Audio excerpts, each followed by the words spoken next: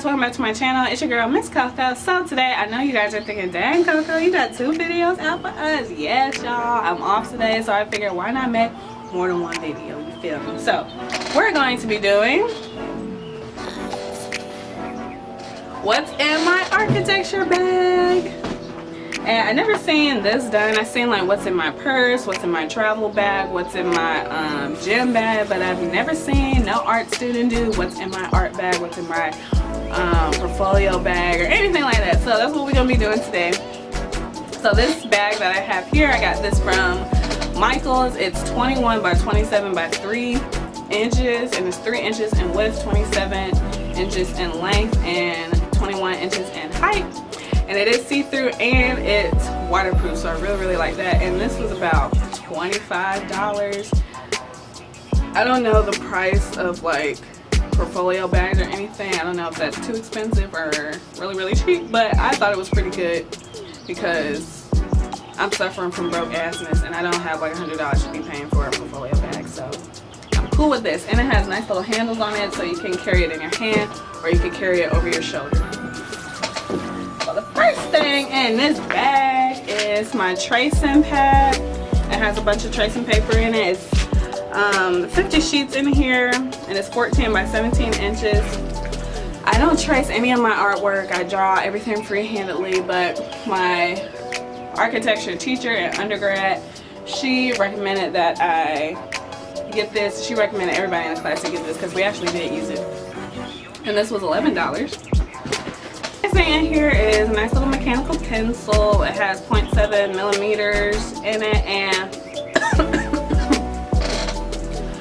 I don't really recommend using a regular mechanical pencil when you're doing architecture because the lines are going to be uneven unless you do the roll method, which ain't nobody got time to be doing that roll method. So I would just recommend getting the actual pencil, like an architecture pencil, and they're kind of expensive. They're probably like $15–20, but I was suffering from broke assness my last year in college, so I was like, I'm gonna use a regular pencil, you feel me? So you can still get away with using this, you just have to do the roll method so that your lines are even and not like thin here, thick there, thin here, thick there, you feel me? So got this pencil in there, and then I do have my Straggler Eraser. It's mechanical, as you can see. It goes up and then it goes back down. I broke it, so that's why I have to push it down. But this was like $4, and this is better than a regular eraser because it actually gets like deep down in the crevices of the paper and erases all of the lines. When I say all the lines, all of the lines. So I had this right here.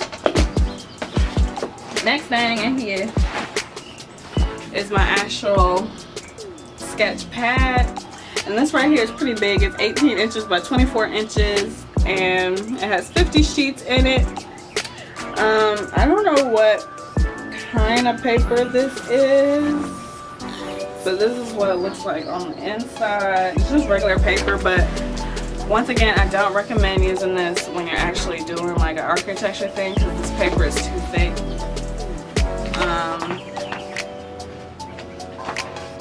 It's just too thick and too heavy, so I would choose something a little bit lighter, not trace paper, but nothing like super grainy and thick, because it's just not gonna look right, and it's gonna make your lines of your pencil look uneven. So I was just getting this because I had to do a portfolio and I was practicing come the summertime after I graduated, everything, and it did well for me, being that I have no experience in architecture. I got the job done because what? I got accepted in all 3 schools. So I did get this, and this was $15. On this bag, I forgot to mention, it comes a little divider so that you're able to separate your projects in the bag. So this is in the bag. Also, I don't use this as of now because I stopped drawing after I did the portfolio. I haven't been practicing too much just because I've been busy, and drawing that portfolio took a lot out of me. But I will be getting it popping soon again because I'm going to school. Here is my smaller sketch pad. This has been through hell and back. This is 9 inches by 12 inches. I don't recommend doing this for an architectural project because the paper is just too small. Like, I mean, you could use it. There's nothing wrong with it. It's just the paper size is really small. I would prefer to draw on something bigger. But this, I think this was like $7 or something like that. And it has 100 sheets in here. and it's spiral brown, just like everything else except for that tree. So that's in there, dude. So I also have these random papers in here. What is this? These are just papers that's given like my processes on what I wanted to draw, like my time schedule and stuff. I was trying to do a floor plan, but I failed. What is this? I haven't opened this up in so long, y'all. Out here I was doing like rough sketches. You can't even see because I sketched lightly like this. So all this paper is in here. It has no reason to be in here. It's just a bunch of shit everywhere. So the next thing I have in here is my architectural scale, and it's basically a ruler, but it has 3 different sides to it. It's a 3D ruler scale, and it has 1/2, 1/8, 3/8, and 1 1/2, and 3/32s, 1/4, 3/16, 16, and 3/4 scale on here. And it goes all the way around, as you can see. This is what it looked like. This was like $10, and this is key to anything architecture. If you don't have this scale, you need to go get it. If you are majoring in architecture, if you're majoring in interior design, if you're doing anything architectural related, engineering related, you need to have this scale. If you don't have this scale, you are slacking. Go get you this scale. You're gonna need it, period. It's not expensive. It's like $10.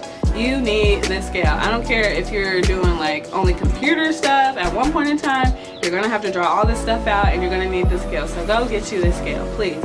And make sure you check the edges of the scale too before you buy it, just in case it's like dented up somewhere, because if it's dented up, it's gonna screw up everything. Everything needs to be straight and aligned. If you don't have this scale, you need to have it. You need to have it. Next thing I have in here is my tape. I use this tape to tape down the paper to the actual table so that I'm able to use my T-square on, which I'm going to show you guys in a minute. But I don't think this is like required, but it is good to have because you don't want your paper moving everything when you're drawing. So unless you have like something to actually hold it down with, like a real real way to hold it down, get you some tape. Don't get no like duct tape or nothing like that, because it's gonna rip your paper. So get something that's really thin, like Scotch tape. You only need a little bit just to hold down everything. So I got this, and this is actually washi tape. And why do I have washi tape? Because I do plan. I'm getting a new planner from Erin Contra, and I can't wait until that whole drop. So I'm excited, y'all. The next thing that's in here is my T-square.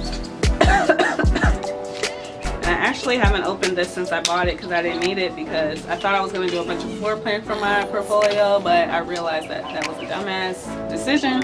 So I did get one of these anyway because I do need one. I don't like the fact that it's plastic. I prefer to have like a metal one so that I know that it's not going to get damaged, or this isn't going to melt in the sun if I leave it in my car or whatever.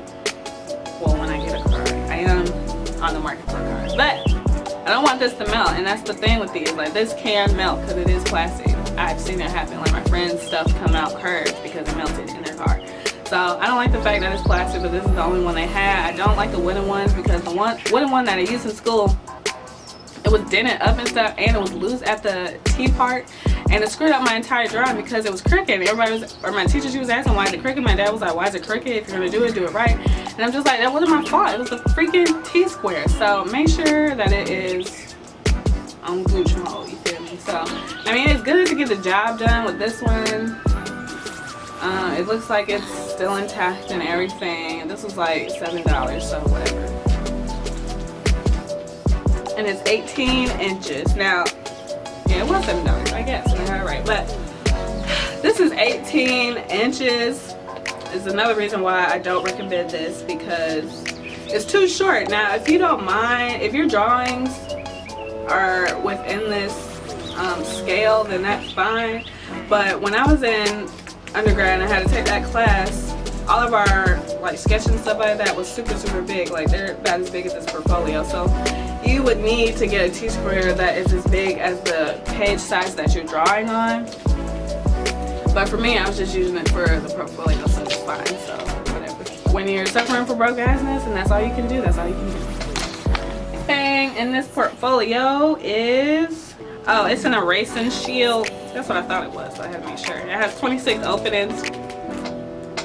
And it just has all these little cutouts, so when you're drawing and stuff like that and you mess up and your eraser's too big to actually get into the small little area or the curved little area, and you don't want to have to erase everything and then redraw it, they do have a shield that you can just put onto the drawing and just erase that one little section. So if you don't have this, I highly recommend that you buy this. This is essential. If you don't have it, you need to buy it. It was only $1.50. You need to go get this. If you don't have it in your architecture bag, in your drawing bag, in your engineering bag, in your art anything, you need to have this right here. If you don't want to start all the way over, if you don't want to get frustrated, you need to have this. Alright, go get you one of these. It's only $1.50.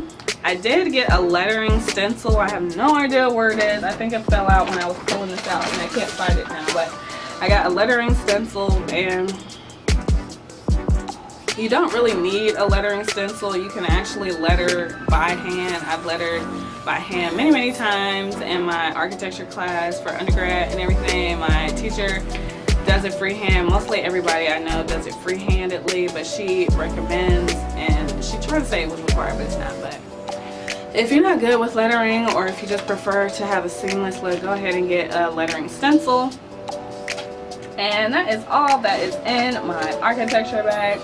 Like I said before, I don't have all the tools that I am supposed to have. This was just like a quick little thing that I needed to get to, you know, complete the portfolio for admissions and everything. And yeah, so it got the job done. Make sure you subscribe to my YouTube channel and follow me on all my social media accounts at CocoUNBOTHERED. And I'll see you in my next video. You feel?